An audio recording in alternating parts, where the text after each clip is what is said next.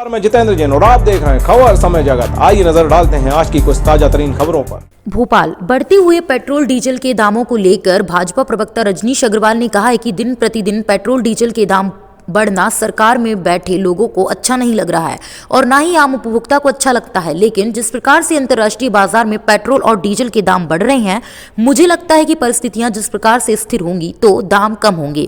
ये मैकेनिज्म है, इसमें सरकार के हाथ पर नहीं है। ये इंडिपेंडेंस मैकेनिज्म है और उसी के आधार पर दाम तय होते हैं, उसी के आधार पर बढ़ते हैं।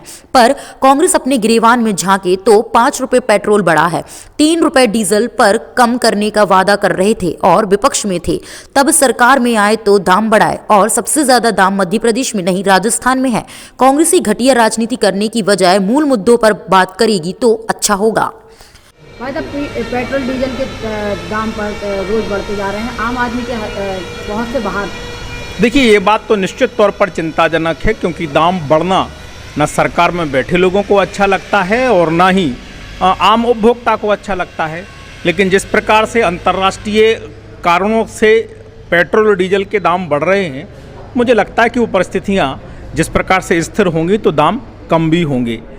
ये मैकेनिज्म सरकार के हाथ में नहीं है, ये इंडिपेंडेंट मैकेनिज्म है और उसी के आधार पर दाम तय होते हैं, उसी के आधार पर ये बढ़ते हैं। पर कांग्रेस अपने गिरेबान में झांके, जो 5 रुपये पेट्रोल पर और 3 रुपये डीजल पर कम करने का वादा कर रहे थे, विपक्ष में थे, तब सरकार में आए तो दाम बढ़ाए और सबसे ज़्यादा दाम मध्य प्रदेश में नहीं राजस्थान में है।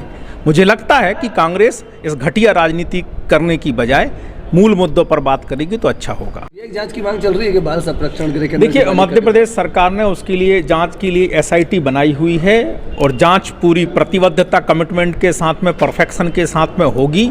और इसके बावजूद भी किसी दल, संगठन या संस्था को व्यक्तिगत तौर पर लगता है कि कहीं कोई कोर कसर है और उनके पास में कोई साक्ष्य हैं, कोई इनपुट्स हैं, तो जरूर दें। इस मामले में कहीं किसी प्रकार का कोई समझौता नहीं होगा।